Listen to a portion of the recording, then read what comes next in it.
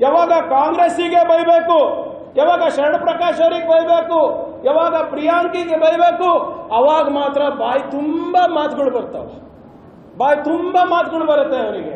ಆದರೆ ಯಾವಾಗ ಕಲಬುರಗಿ ಜನರಿಗೆ ಅನ್ಯಾಯ ಆಗ್ತಾ ಇದೆ, ಕರ್ನಾಟಕ ರಾಜ್ಯಕ್ಕೆ ಅನ್ಯಾಯ ಆಗ್ತಾ ಇದೆ, ಆವಾಗ ಇವ್ರ ಧ್ವನಿನೇ ಬರೋದಿಲ್ಲ. ಇವತ್ತು ನೋಡಿ ಭೀಕರ ಬರ ಇದೆ ನಮ್ಮ ರಾಜ್ಯದಲ್ಲಿ, ನಮ್ಮ ಜಿಲ್ಲೆನಲ್ಲಿ ಕಾಣಲಾದಂತ ಕೇಳಲಾದಂತ ಬರ ಇದೆ. ನಮ್ಮ ಹಿರಿಯರು ಹೇಳ್ತಾರೆ 40-50 ವರ್ಷದಲ್ಲಿ ನೋಡ್ಲಾರ್ದಂತ ಬರ ಇದೆ. ಈಗಾಗಲೇ ನಮ್ಮ ರಾಜ್ಯ ಸರ್ಕಾರದಿಂದ ಎಲ್ಲ ತರ ಸಮೀಕ್ಷೆ ಮಾಡಿದ್ದೀವಿ. 35,000 ಕೋಟಿ ರೂಪಾಯಿ ನಾವು ಕೇಂದ್ರ ಸರ್ಕಾರಕ್ಕೆ ಬರ್ತಿದ್ದೀವಿ. 48 ಲಕ್ಷ ಹೆಕ್ಟೇರ್ ನಮಗೆ ಬೆಳೆ ಹಾನಿ ಆಗಿದೆ. ಕುಡಿಯ ನೀರಿನ ಪರಿಸ್ಥಿತಿ ಗಂಭೀರವಾಗಿದೆ, ಮೇವಿನ ಪರಿಸ್ಥಿತಿ ಗಂಭೀರವಾಗಿದೆ. ನಾವು ರಾಜ್ಯದಿಂದ 18,000 ಕೋಟಿ ರೂಪಾಯಿಯನ್ನು ನಾವು ಮೀಸಲಿಟ್ಟಿದ್ದೀವಿ. ನೀವು 18,000 ಕೋಟಿ ರೂಪಾಯಿ ಕಾನೂನಾತ್ಮಕವಾಗಿ ನೀವು ಕೊಡಬೇಕು ಅಂದ್ರೆ ಅದ್ರ ಬಗ್ಗೆ ಚಕಾರಿಲ್ಲ, ಅದ್ರ ಬಗ್ಗೆ ಮಾತಿಲ್ಲ.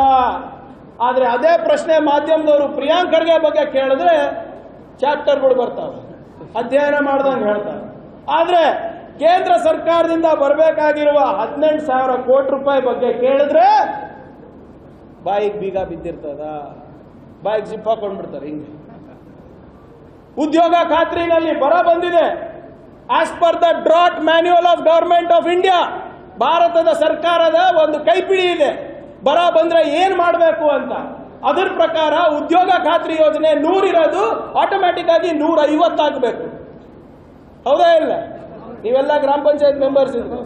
ಬರ ಇದ್ರೆ 100 ದಿನದ ಬದಲು ಕೆಲಸ 150 ದಿನ ಆಟೋಮ್ಯಾಟಿಕ್ ಆಗಿ ಆಗಬೇಕು. ನಾನು, ಕೃಷ್ಣ ಬೈರೇಗೌಡ, ಚಲುವರಾಯ ಸ್ವಾಮಿ ಅಲದಾಡ್ತಾ ಇದೀವಿ ಡೆಲ್ಲಿನಲ್ಲಿ. 5-6 ಸರಿ ಹೋಗಿ ಅವ್ರ ಬಾಗಿಲು ತಟ್ಟಿ, ಬಾಗಿಲು ತೆಗಿರಪ್ಪ ಇದು ಒಂದು ಮನವಿ ಕೊಡೋದನ್ನ ಅಂದ್ರೆ ತೆಗೆದಿಲ್ಲ ಅವರು. 100 ದಿಂದ 150 ದಿನ ಮಾಡಿದ್ರೆ ನಮ್ಮ ಜನ ಗುಳೆ ಹೋಗೋದು ತಪ್ಪುತ್ತೆ ಅಂತ ನಾವು ಮನವಿ ಮಾಡಿಕೊಂಡ್ರು ಕೂಡ ಅದ್ರ ಬಗ್ಗೆ ಚಕಾರ ಎತ್ತಿಲ್ಲ ಕೇಂದ್ರ ಸರ್ಕಾರ. ಸಂಸದರು ಒಂದು ಪತ್ರ ಬರೆದಿದ್ದಾರೆ, ಹೇಳಿ ನನಗೆ ಒಂದು ಪತ್ರ ತೋರಿಸ್ಬಿಡಿ. ಉಮೇಶ್ ಜಾಧವ್ ಅವರು, ಹೌದು ಭೀಕರ ಬರಗಾಲಿದೆ, ನಮ್ಮ ಕರ್ನಾಟಕದಲ್ಲಿ ಅನ್ಯಾಯ ಆಗ್ತಾ ಇದೆ, ಕಲಬುರಗಿಯಲ್ಲಿ ವಿಶೇಷವಾಗಿ ಅನ್ಯಾಯ ಆಗ್ತಾ ಇದೆ, 18,000 ಕೋಟಿ ರೂಪಾಯಿ ಕನ್ನಡಿಗರಿಗೆ ಕೊಡ್ಬೇಕು ತಾವು, 150 ದಿನ ಕೂಲಿ ಕೊಡ್ಬೇಕು ತಾವು, ಯಾವತ್ತನ ಒಂದ್ಸರಿಯನ್ನ ಮಾತಾಡಿದ್ದಾರೆ, ತೋರಿಸ್ಬಿಡಿ ಅಲ್ಲ. ನಮ್ಗೆ ಇವತ್ತು ಕೇಂದ್ರ ಸರ್ಕಾರದಿಂದ ಆರ್ಥಿಕ ಅನ್ಯಾಯ ಆಗ್ತಾ ಇದೆ, ಅದ್ರ ಬಗ್ಗೆ ಚಕ್ಕಾರಿಲ್ಲ. ನಿಮ್ಗೆ ಆಶ್ಚರ್ಯ ಆಗ್ಬೋದು, ಪ್ರತಿ ವರ್ಷ 14ನೇ ಹಣಕಾಸಿನ ರೆಕಮೆಂಡೇಶನ್ಸ್ ಒಂದು ಪ್ರಕಾರದಿಂದ, ಅಂದ್ರೆ ಮೋದಿ ಸರ್ಕಾರದ ಕೆಲವು ಮಾನದಂಡಗಳಿಂದ ಪ್ರತಿ ವರ್ಷ ಕರ್ನಾಟಕಕ್ಕೆ 73,000 ಕೋಟಿ ರೂಪಾಯಿ ಅನ್ಯಾಯ ಆಗ್ತಾ ಇದೆ. ಎಷ್ಟು?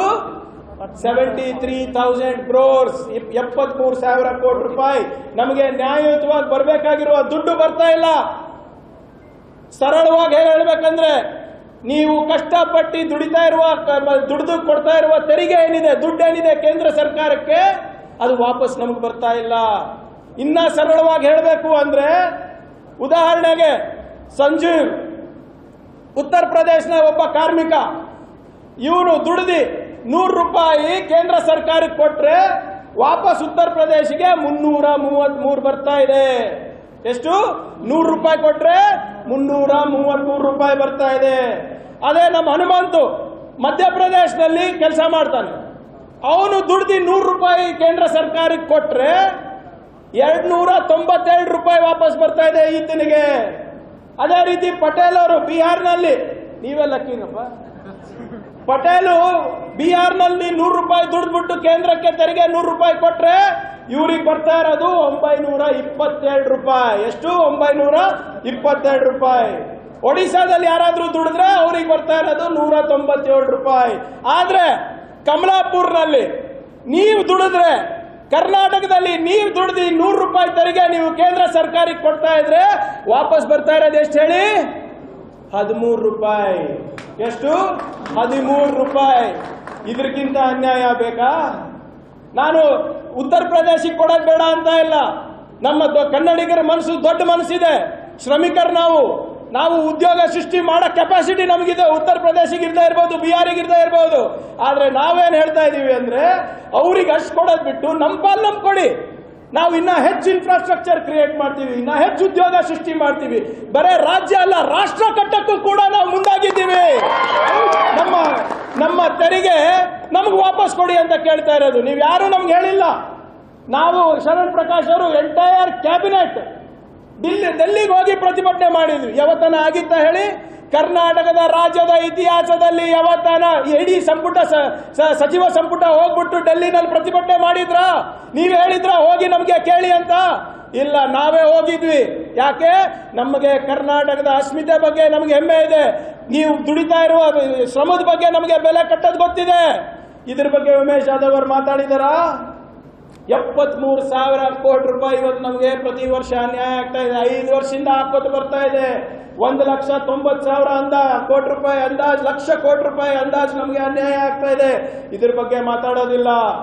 ಉಮೇಶ್ ಯಾದವ್ ಅವರೇ, ಕಲಬುರಗಿ ರೈಲ್ವೆ ಡಿವಿಷನ್ ಎಲ್ಲೋಯ್ತು? ಖರ್ಗೆ ಸಾಹೇಬ್ರು ಮಾಡಿಕೊಟ್ಟಿರೋದು ನ್ಯಾಷನಲ್ ಇನ್ವೆಸ್ಟ್ಮೆಂಟ್ ಮ್ಯಾನುಫ್ಯಾಕ್ಚರಿಂಗ್ ಝೋನ್ 22,000 ಏಕರ್ದಲ್ಲಿ ಚಿತ್ತಾಪುರ ಮತ್ತೆ ಗ್ರಾಮೀಣಿಗೆ ಲಾಭ ಆಗ್ತಾ ಇರುವಂತ, ನಮ್ಮ ಯುವಕರಿಗೆ ಒಳ್ಳೇದಾಗುತ್ತ ಭವಿಷ್ಯವನ್ನು ನಿರ್ಮಾಣ ಮಾಡುವಂತ ಯೋಜನೆ ಎಲ್ಲೋಯ್ತು? Textile park ಎಲ್ಲೋಯ್ತು? ಎಲ್ಲ ಕೋಲಿ ಸಮಾಜದವರು, ಕುರುಬ ಸಮಾಜದವರು ಎಲ್ಲ ಚೀರಾಡಿ ಕೇಳ್ಕೊತಾ ಇದಾರೆ, ಎದೆ ತಟ್ಟಿ ಕೇಳ್ಕೊತಾ ಇದಾರೆ, ಅಂಗಿ ಹರ್ಕೊಂಡು ಕೇಳ್ಕೊತಾ ಇದಾರೆ. ನಮ್ಮ ಸಮಾಜಕ್ಕೆ ಎಷ್ಟಿ ಮಾಡ್ತೀನಿ ಅಂದಿದ್ರೆ ಎಲ್ಲಿ ಓಡೋಗಿದ್ದೀರಾ ಈಗ? ಯಾಕದ್ರ ಬಗ್ಗೆ ಚಕಾರಿಲ್ಲ? ಮುಂಚೆ ಅಂತೂ ಎಲ್ಲಿ ಚುನಾವಣೆ ಸಂದರ್ಭದಲ್ಲಿ ಬಾಬುರಾವ್ ಸಾಬ್, ತಿಪ್ಪಣ್ಣಪ್ಪ ಸಾಬ್. ಹೆಚ್ಚಿನ ವಿಡಿಯೋಗಳಿಗೆ ಪ್ರತಿಧ್ವನಿ ಯೂಟ್ಯೂಬ್ ಚಾನೆಲ್ ಸಬ್ಸ್ಕ್ರೈಬ್ ಮಾಡಿ, ಬೆಲ್ ಐಕಾನ್ ಕ್ಲಿಕ್ ಮಾಡಿ.